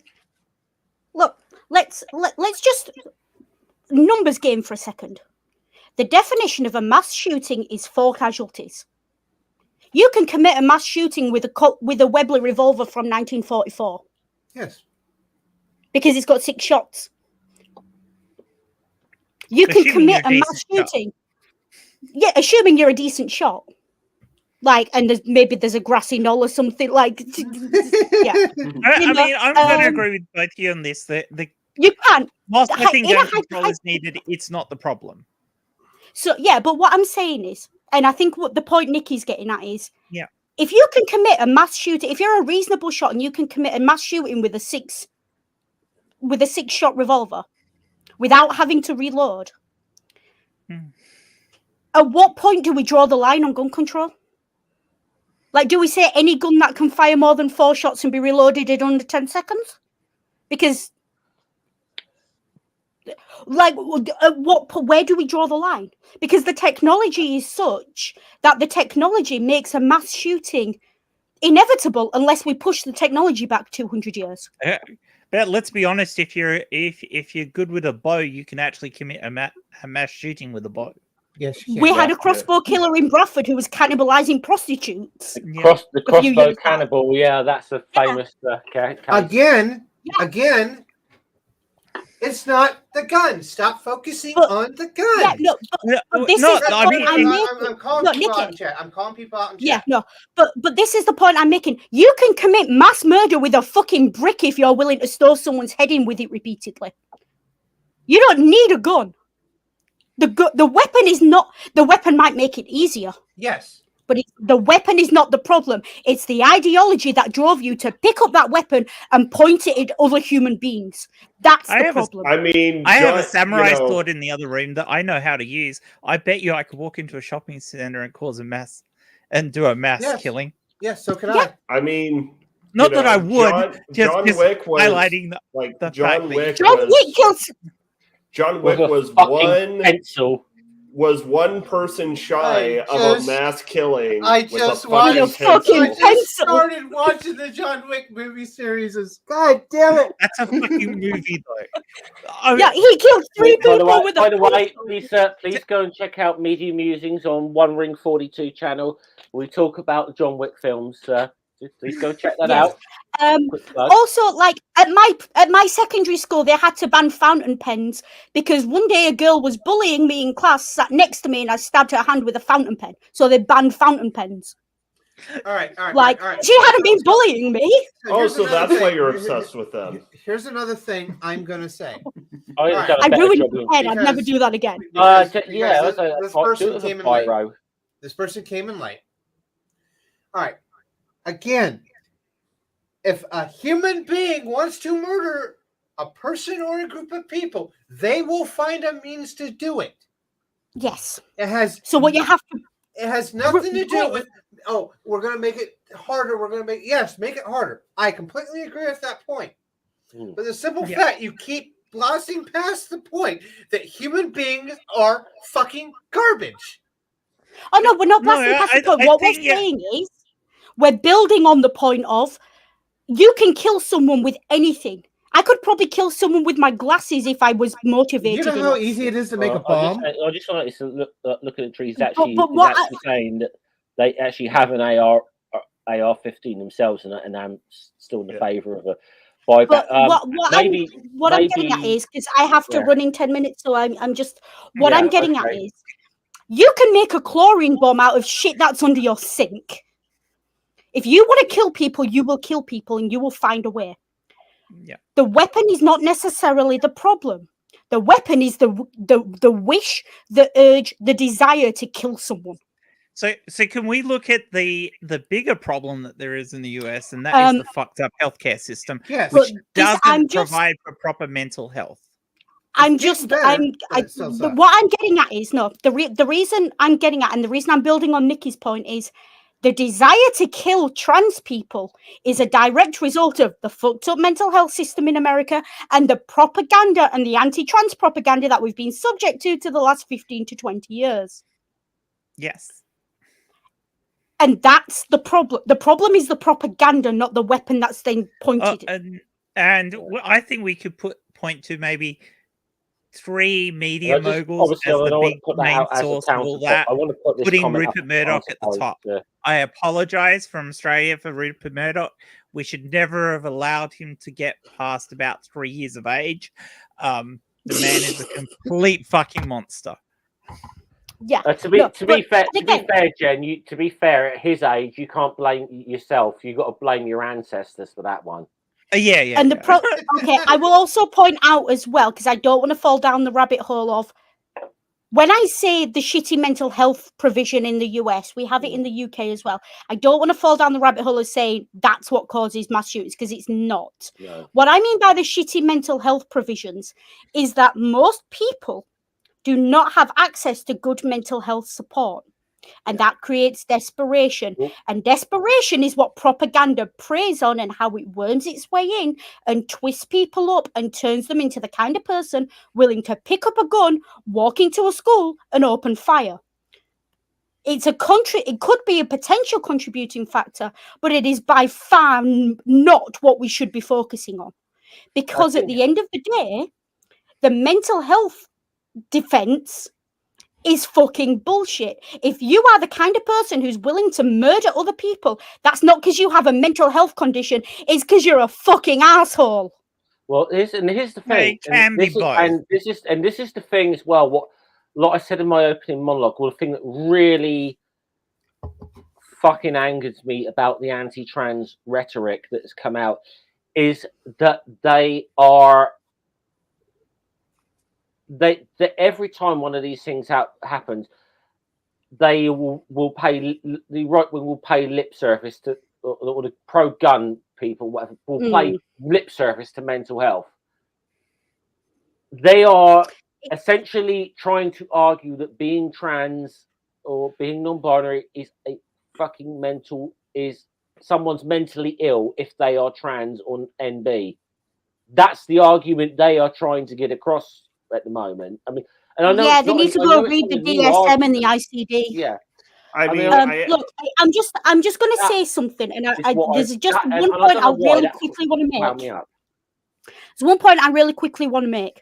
I know people who are diagnosed psychopaths. I'm friends with them. I know people who are profoundly autistic. I know people who've got severe depression, PTSD, schizophrenia, bipolar, you name it, I know them, right? You name it. Not one of them, do I believe, is capable or is innocent or is the kind of person who, no matter how bad their mental health gets, would walk into a school and open fire. No, I wouldn't walk into a school.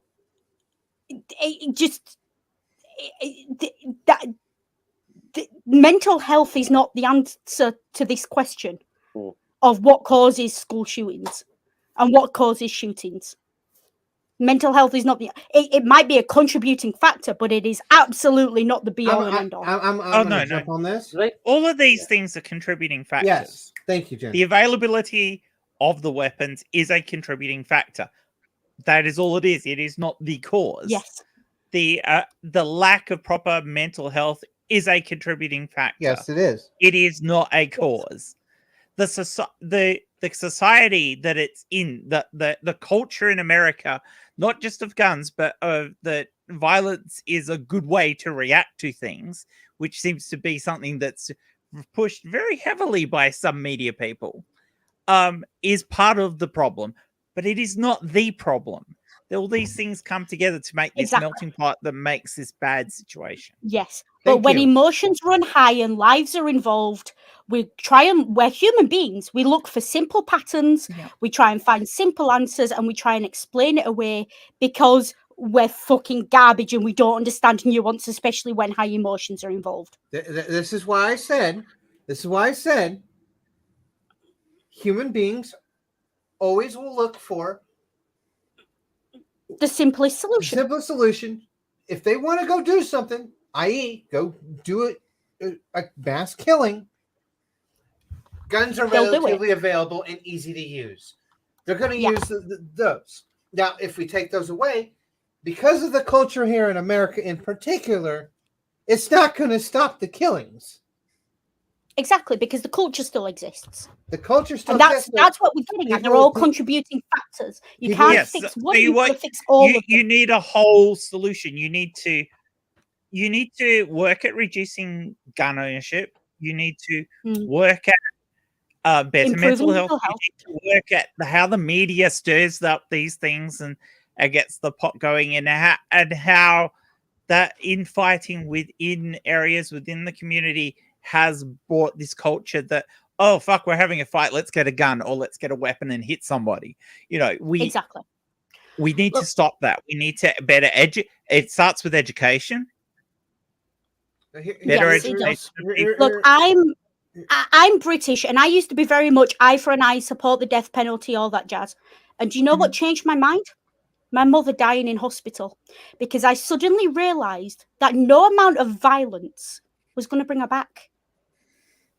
No amount of violence and return fire is going to bring these people back. The best we can do is make sure that they are the last. And we do that through education, growth, and mental health support, but also by reducing guns in the hands of people who don't have education, mental health, and positive representation. That's the peaceful path to it. But it takes we don't time. necessarily have time it'll take for that. a generation or two to improve it, but it has to start now, because if it doesn't start now, it just gets worse first. Yeah. And with that, I do have to say, I apologize. I'm going to duck out because I have to go to therapy now. I'm probably going to duck out. Which I absolutely support for everyone. But I don't think it's been lovely talking. So thank you so much for the platform, Scummer. You are absolutely. I appreciate you standing with us, and everyone who's been in the chat. You've all been lovely. I know I've talked way more than I intended to on this stream. But Nikki, you're brilliant. Please keep in touch. I've never met you before, but you're fantastic. I'll throw it out there real quick. I'm on Twitter, YouTube, and Twitch. So Brill, perfect. I will find you. Talk to Jen. She knows most of my stuff. So I know you're on Twitter. You're awesome. I love how we clearly come from very different political backgrounds and ideas, but we've managed to find a common ground and understanding, which I really appreciate. This is why I always say to everyone, I am center left, a proper center left. Because you're an American center left, which means in Australia you're left. For everyone else, you're center right. You're left. Yeah. But I'm just really grateful for this platform. Thank you all so much. Take care and be good. And if you can't be good, remember, use your noodle. Bye. Bye. Bye. I'm going to go in a bit too, but I'll wait till Jeff gets back before I go. Yeah. But, like,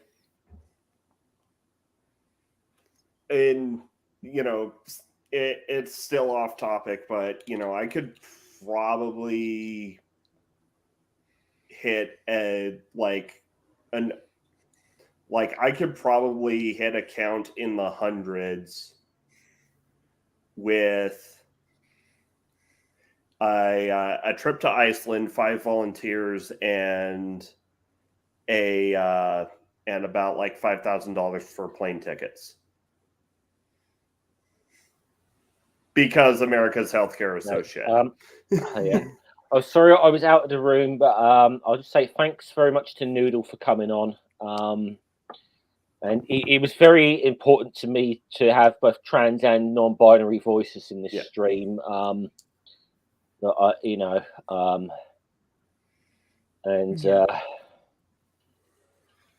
So I felt, because, as I said in my little opening monologue, I'm always very conscious about not trying to talk over you guys. Everyone talks over everyone. Yeah. Oh, I know. But you know what I mean? We won't mention his name, Jen, but going back a year or two ago, you called out a very prominent. Are we talking about a Jimmy boy, are we? Yeah, for someone oh, fuck it, we'll say his name, Jimmy Snow. Fuck it. I don't care. The bloke's a prick, but I think you very rightly called him out for essentially trying to speak on behalf of all trans people, and then trying to profiteer off of Elliot Page's transition. It's like, yeah, you're not even giving this money to a trans organization. It's going in your pocket, and you're selling mugs about trans people. No. Yeah. Sorry. Yeah. I know some people. Look, I might lose some subs by saying this, but fuck Jimmy Snow. The bloke's a prick. Yeah, fuck Jimmy Snow. He's a prick. I've never liked him. I liked him when he started, but he just got. Well, there's better options. They just don't. They're all overshadowed by him because he's been around a little bit for a length of time. He's the act. He's a. Oh no! Wait, hold on. It was he. So he was maybe he was either the first. Well, he was the first atheist content creator that I made a call out video of. Yep. And actually, you were very fair to him as well, Ring. I say you were very fair to the guy. Yeah. Too fair. It's one of those. It's one of those points where the stardom went to his head, and I did do air quotes with the stardom part. Because, I think he was a bit of a dick before the stardom. Well, he was, but it still comes. Yes, he's more of a dick now than he was before. And this down to his popularity. I mean, and this is why I can't. Even though I know that like Katie and Arden you've always done a very good call-in show on that channel, The Line, but I just can't, especially about trans issues, because like, hey, look, Arden and Katie Montgomery are probably like two of the best people to kind of go to, I suppose, if you don't know a lot about trans issues or whatever. They're just two of the big name people. Yeah, I mean, Katie's going to give you an education, I can assure you. But but I just can't watch it because. But anyway, I don't want this to get into a fuck. Yeah, even though I'm happy to say fuck Jimmy Snow, he's the bloke's a prick. I don't want to turn this into a. Should we end the stream on that note, Jeff? Fuck Jimmy Snow. Actually, fuck can we? Posey Parker. Fuck Jimmy Snow. Yeah, I was going to say no. End it on fuck Posey Parker. Honestly, fuck Posey Parker. So I don't know. I still haven't seen a link put up yet for Bree at Hivesci for a stream. Regardless, I'm going to have to go if we don't end soon. So I am gonna. But I'm gonna. I noticed someone wants in the chat. I've got a mod in the chat who could very kindly just put a link to Bree's channel. Be appreciated. I think I'll try and do it myself if I can. Yeah. So I'm putting the link in via my mobile, but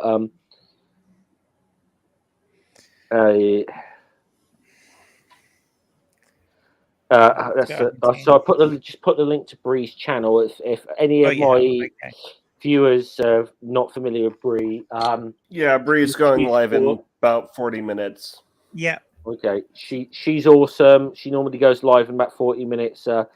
She'll probably have something to say on all of this as well. Thank you, Sandy, as well. Quickly, Ellie. I haven't been out to the coop in a couple of weeks. I don't know if the Judas is back on the tap. Ellie was, and I'm kind of glad Ellie, of all people, was in the chat actually. Because I think obviously a topic I know that's quite dear to her heart as well. So, okay. Before we go, anyone want to plug anything? Yeah, I'll plug some stuff real quick. I am starting to do some video uploads to YouTube, which is just basically replays of game footage. I do stream occasionally now on Twitch, and I have my own Discord now for mostly gaming stuff, generally centered around War Thunder right now, but and my Twitter, because I got I've been sick for like 3 weeks, a little over 3 weeks now. And I took a bad paycheck hit. So oh dear. I have a GoFundMe going around, and I can also supply a PayPal link for the money instead of taking 2 to 5 business days to hit my bank account when I withdraw it. It can be instant instead. So I can throw that out and disseminate that to Jeff and Jen.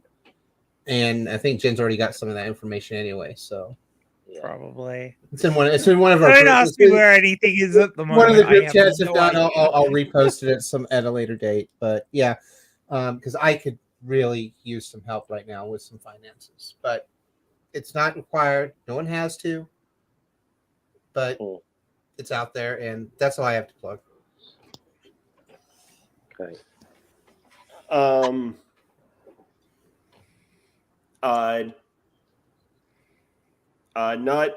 Not any of my stuff. I do have stuff to plug, but first,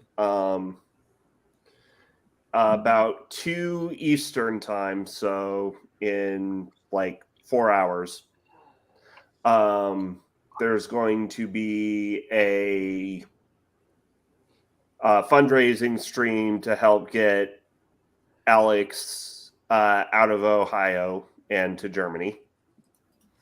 Damn it, Ring, you just stole my thunder. Go ahead. And also, but if you want to talk about or if you want stuff that actually involves me, so tomorrow, so basically in about 23 hours, we're going to be going live for Media Musings covering Superman versus the Elite, because there's no way in hell I'm going to I'm basically because of situations I had to push back a couple of the episodes for my birthday month, and I'm not canceling them. I was just pushing them back. So we're basically the first 2 weeks of April are going to be finishing up my birthday month. Also, I recently dropped a video where it was basically me responding to a short that was put up by Chris of Hereticals, aka Atheist Pastor. I have a blanket content warning on that, and I will say that technically that's dead naming him now. He's dropped that moniker altogether. So Chris of Hereticals, formerly known as Atheist Pastor. The artist formerly known as Atheist Pastor. Yeah. But 13... I think you made some very succinct points, Ring. And it's and obviously, obviously, I said it's publicly. I'm staying out of this one because, Ring's a friend. I get along with Chris. I can, as well. So, but yeah, I'm in the same boat. Ring, yeah. But Ring, you had every right to respond to what Chris said. So, But basically, if you want to see angry Ring, both Noodle and Jeff have said to me that they haven't seen me that angry except once. Yeah, and that was. Can I just say to that date, the only other time I've seen Ring angry, because Ring is one of the most laid back people I know online. And it was January the 6th, 2021, for fairly fucking obvious reasons. Ring was angry. So yeah. And before that, I did an Analyst Ring episode where I went over the scenario, the most positive likely scenario that I saw coming out of a supposed, quote unquote, national divorce between the red and the blue. But given the fact that I've got a long commute time now, it's kind of up in the air over whether or not I'll actually have the spoons or the time for any edited content. So basically it's just Media Musings for the foreseeable future. Any edited video uploads are going to be like cherries. Yeah. I'll just say the plug, some of Ring's stuff. Obviously, I'm going to. Obviously, I'm one of, like, myself and Jen are technically co-hosts on Media Musings. We don't always get there though, but technically we are co-hosts. So obviously, it's not always on anymore. No, Media Musing is. I'm sorry. Media Musings is on as long as I've got one guest to bounce off of. However, if I think some of Ring's best content is when Ring puts on his former military intelligence analyst. There. Apologies. I told you at the beginning I still fuck up on pronouns. I'm sorry. I mean, usually it wouldn't be an issue, but I'm kind of swinging femme today. Yeah, okay. I apologize. I said at the beginning, sometimes I still fuck up on pronouns. That's a me thing I've got to work on. So I apologize. But yes, you go and watch some of their videos from when they put their intelligence analyst head on. Some of the most insightful content on and underrated content on YouTube, in my opinion. And there is an entire playlist of that just called Analyst Ring. Yeah. Okay, Jen, you got anything you want to plug? Okay. Providing I actually get a week where I'm mostly at home, because between all the different recovery stuff I'm having to do from all the surgeries I had and everything over that time I was in hospital, etc., I have spent a lot of time not at home, even though I'm home, because I have to travel into Albany to do some of this, and usually I stay over when I do that rather than drive back, because I'm usually exhausted after it all. But this coming week, it looks like I'll get to spend a decent amount of it here, so I'm aiming to have a video out this week.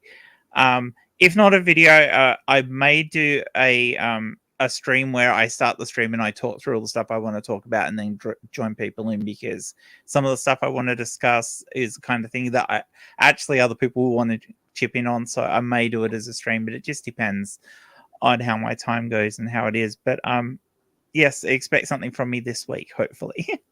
I said this last weekend, so who knows? It just depends on how I go. But I'm hoping I'll have something this week.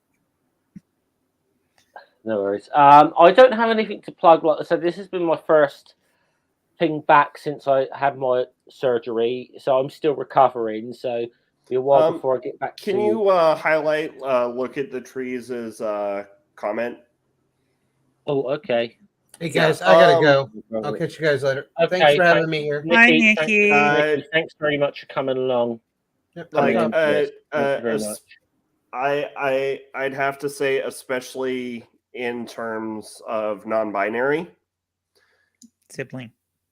Well, one sibling, it's so ask them, ask them what they prefer and try to stick to that, but gender neutral is usually the best bet. Personally, gender neutral is the best bet if you're not sure.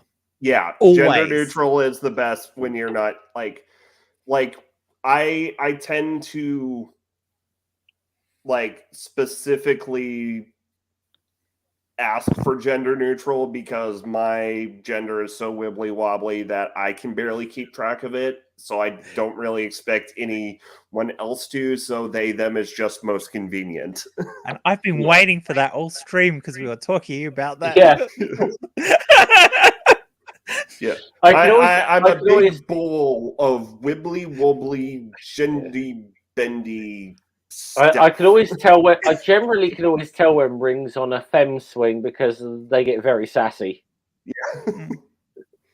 So, okay. I said I don't have too much to plug myself at the moment because, as I said, I'm still recovering.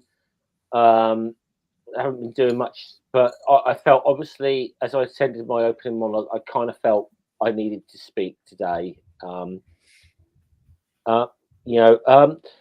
probably a little warning. Hey, the Board of Atheist Alliance International. Hey, you've had a couple of weeks to breathe easy from me. I'm going to be watching you again soon. All right, just a wee warning for you, okay? Because they normally provide me content. Let's be honest, they do provide me with a lot of content.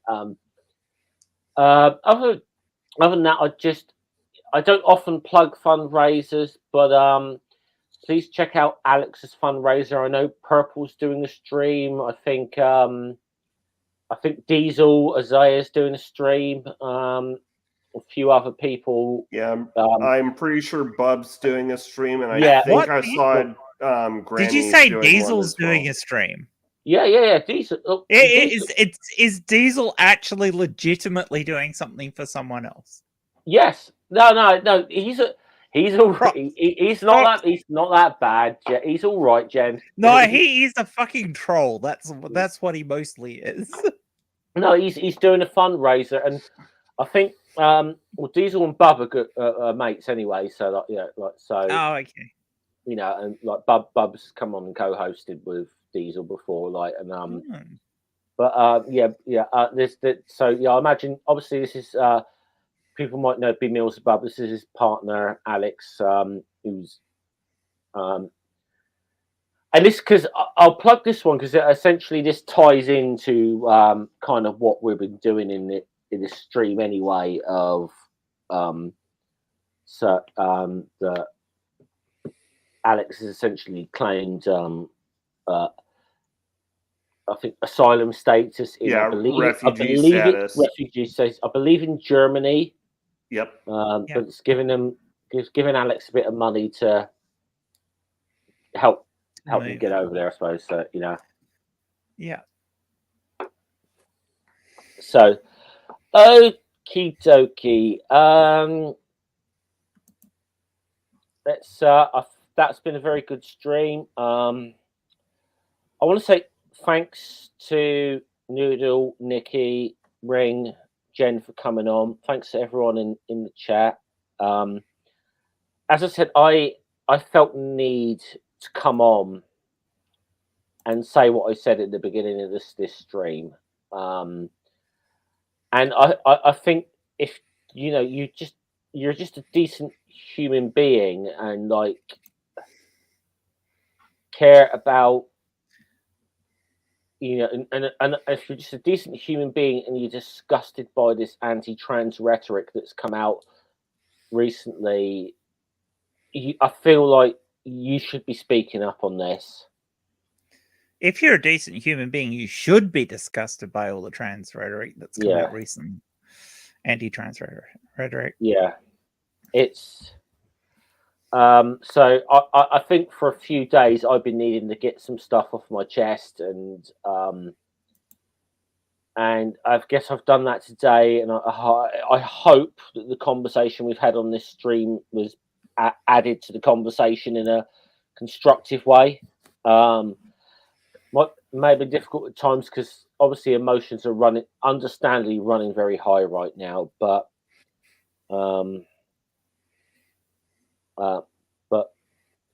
you know, listen, everyone. As I said, I stand with trans and non-binary people. I stand with all LGBTQI plus people, and you know, that right now that this kind of rhetoric, the trans and MB community really needs your solidarity right now. Okay, this has been Jeff, aka God the Scummer. Salute. Bye.